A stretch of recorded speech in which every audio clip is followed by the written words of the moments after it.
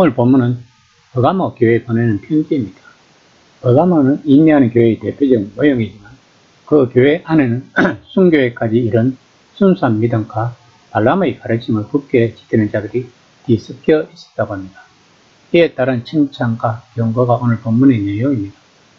버가모에는 천년 지형이 도시 중앙에 높은 아크로폴리스를 형성해 주었을 뿐만 아니라 거기에 자리 잡은 웅장한 신전들이 도시의 풍경을 압도하고 있었다고 합니다.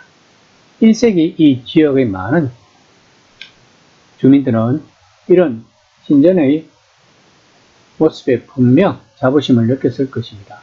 그러나 이는 작은 그리스도인 공동체에게는 위협을 의미했던 것입니다.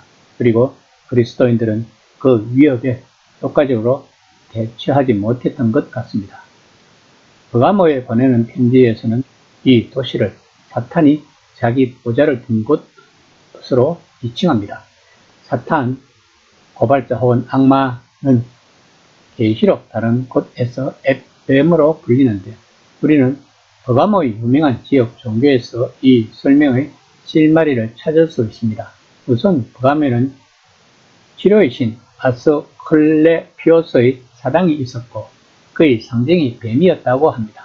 하지만 덧붙여 버가모는 로마와 그 황제 제의 주요 중심지가 있던 또 하나의 도시였다고 합니다. 요한은 로마를 사탄과 동일시하지는 않습니다.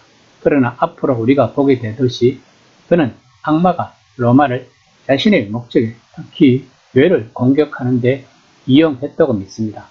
그리고 버가모는 전체 지방을 관할하는 로마 총독의 소재지였다고 합니다. 그렇다면 버가모 같은 도시에서 그리스도인들은 어떻게 살아야 하는가? 무엇을 할 수 있고 또 무엇을 하지 말아야 하는가?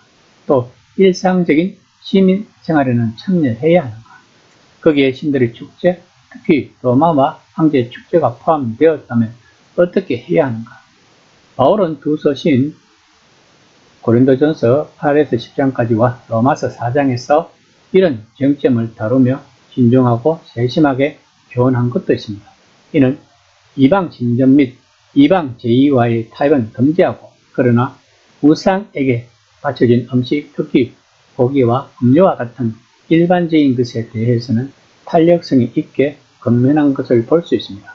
그렇다면 예수님은 요한을 통해 버가모 교회에게 무슨 말씀을 전하고자 하는 것일까요? 2장 12에서 13절입니다. 버가모 교회의 사자에게 편지하라. 좌우에 날성금을 가지신 이가 이르시되 내가 어디에 사는지를 내가 아노니 그에는 사탄의 권자가 있는데라. 내가 내 이름을 굳게 잡아서 내 충성된 증인 안디바가 너희 가운데 곧 사탄이 사는 곳에서 죽임을 당할 때에도 나를 믿는 믿음을 저버리지 아니하였도다.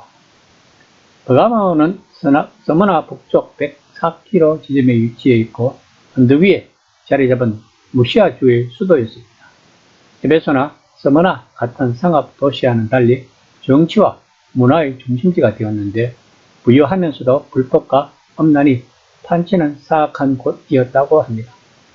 이교 예배 의식에 젖어 있던 주민들은 아테나, 에스클레피오스, 디오니수스, 제우스 등을 숭배하고 있었다고 합니다.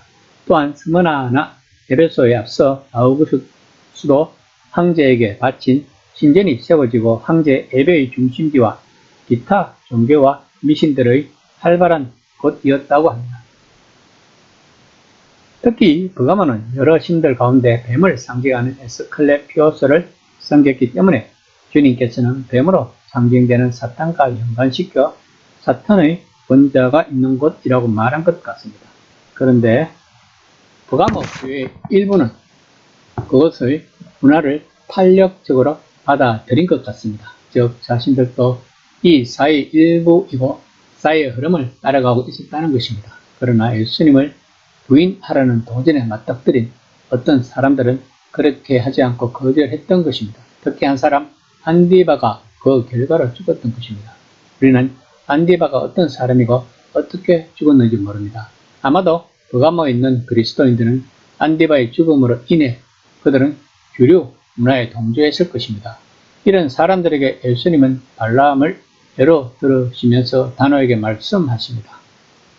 2장 14에서 15절입니다. 그러나 내게 두 가지 책망할 것이 있나니 거기 내게 발람의 교훈을 지키는 자들이 있도다. 발람이 발락을 가르쳐 이스라엘 자손 앞에 걸림돌을 놓아 우상의 제물을 먹게 하였고 또 행음하게 하였느니라.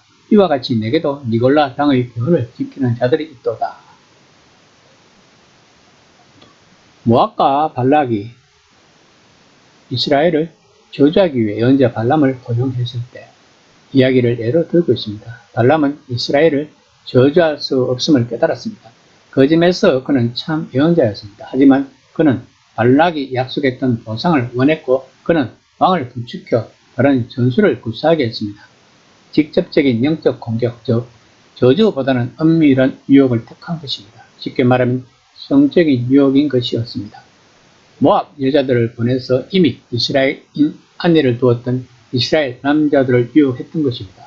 이 방법을 통해 그들은 우상 숭배로 빠져들어 야훼 이외의 다른 신들을 숭배했던 것입니다.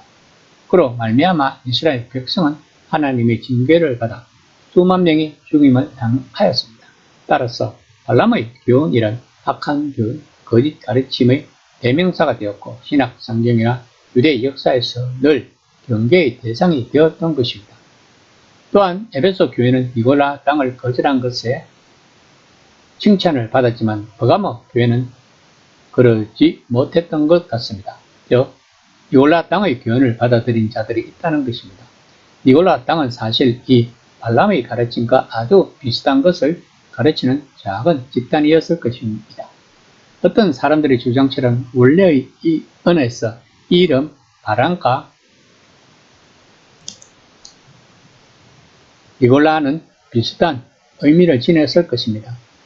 아무튼 버가모의 문제는 교회의 대부분이 예리한 날 주변문을 향해 아니다 라고 말하는 능력을 상실했다는 것입니다. 이에 대한 예수님의 대답은 명확합니다. 2장 16에서 17절입니다. 그러므로 회개하라. 그러지 아니하면 내가 내게 속히 가서 내 입의 검으로 그들과 싸우리라. 이 있는 자는 성령의 교회들에게 하시는 말씀을 들을지어다. 이기는 그에게는 내가 감추었던 만나를 주고 또 힌도를 줄 터인데 그 돌 위에 제 이름을 기록한 것이 있나니 받는 자 밖에는 그 이름을 알 사람이 없느니라. 본문에서 예수님은 요한을 통하여 이기는 자에게 감추었던 만나와 힌도를 준다고 약속합니다. 그러면 감추었던 만나는 무엇을 의미할까요?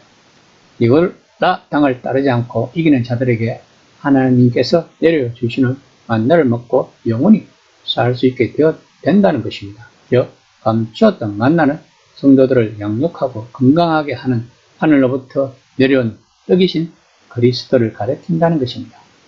그러면 힌도는 무엇을 의미할까요? 많은 견해가 있다고 합니다. 버가모의 거대한 건물들은 그 지역의 흑색돌로 만들어졌다고 합니다. 사람들은 명문을 새길 때 흰색 드레스를 통해 그 위에 새겼다고 합니다. 그 뒤에 이것은 흑색 건물에 바뀌었고 거기서 한층 더 선명하게 덮여졌다고 합니다. 덮여져 잔치에 참여한 손님들에게 그 돌의 이름이 쓰여 있는 돌을 입장권으로 주는 간섭이 있었다고 합니다. 이것이 감추어진 만나와 연결될 것입니다. 그렇다면 돌에 쓰인 이름은 무엇일까요? 그것은 해당된 사람의 새 이름인가 아니면 지역과 제국의 남녀 신들의 옛 이름과 반대되는 메시아 예수의 새 이름인가? 그것을 받는 자밖에 아무도 모른다는 사실의 첫 번째 견해가 맞는 것 같습니다. 왜냐하면 구원은 그 누구도 개입하거나 알 수 없는 오직 구원받고 상급받는 자만이 알 수 있는 전적으로 개인적이고 개별적이기 때문입니다. 이 시간 나는 과연 힌돌에 내 이름을 새겨질 만큼 구원받은 백성의 삶을 살아가고 있는지 한번 점검해 보는 시간이 되었으면 합니다.